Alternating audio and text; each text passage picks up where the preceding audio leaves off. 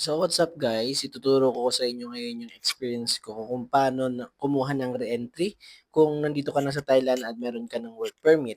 Kasi kapag hindi ka kumuha ng re-entry tapos uwi ka ng Pilipinas, pagbalik mo ng Thailand, possible hindi ka nila papasukin or mag-back to tourist ka. So, that's why yung mga workers here is kumukuha ng re-entry.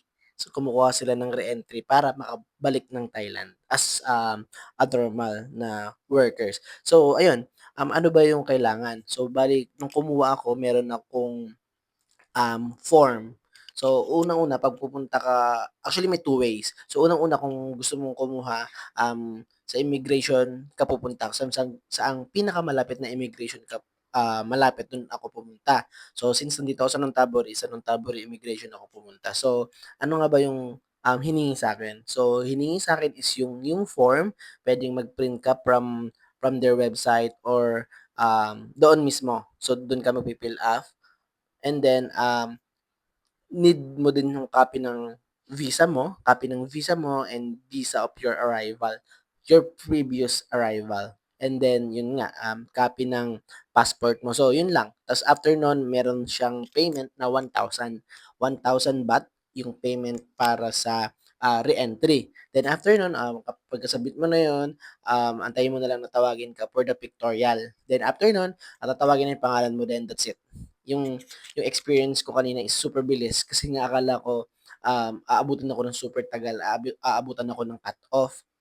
So, dumating ako dun parang around 11 na and then yung yung immigration is magla-land siya ng 12. So, super bilis kinabahan ako akala ko wala. So, ayun, andun na and then, ayan ipapakita ko sa inyo yung form example.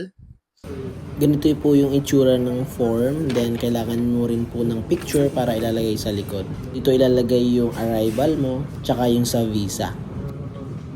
So, ganyan yung example ng form, yung kailangan yung pilapan. Kaso meron din naman dun sa immigration, yung parang pinaka-example, yung guide. So, meron doon. So, ito yung pangalawang way na paano paano kumuha ng re-entry. So, sa airport mismo meron. So, meron tayong dalawang airport ngayon sa Don Muang tsaka sa Suvarnabhumi. So, kapag sa Suvarnabhumi ka naman, so ayun, sa Suvarnabhumi Airport, before the immigration, ang re-entry. Dun mo makikita, before the immigration. So, dun mo makikita. Sa Don Muang ka naman kukuha ng, re-entry.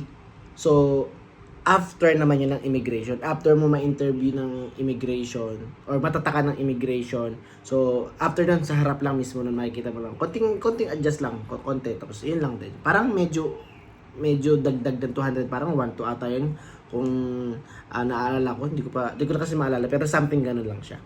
Tapos ayun, idagdag ko na rin yung OEC, sa mga wala pang OEC bago kayo umuwi ng Pilipinas or pagkalapag niyo ng Pilipinas, asikasuhin niyo na. Kasi dito sa Bangkok, nag-open na sila nung parang, puwede ka mag-process ng OEC. So, parang hindi ka na abala na pagpunta mo ng Pilipinas saka mo lang aasikasuhin. Kasi that time is wala pang open sa Bangkok kaya sa POAA sa Manila pa ako nag-process. So, parang it takes time. Kailangan ko pang pumunta sa pinakamalapit na OWA para magpa-register ng OWA sa Laguna yun. So, ang daming ganap. So, 'yun, I think ko is, 'yun yung dalawang two-way na 'yun para mas okey sa inyo yung pagkuha ng, re-entry kung saan kayo mas okey. So, I think 'yun lamang. Kailangan niyo lang talaga siyang, bigyan ng oras. So, 'yun lang.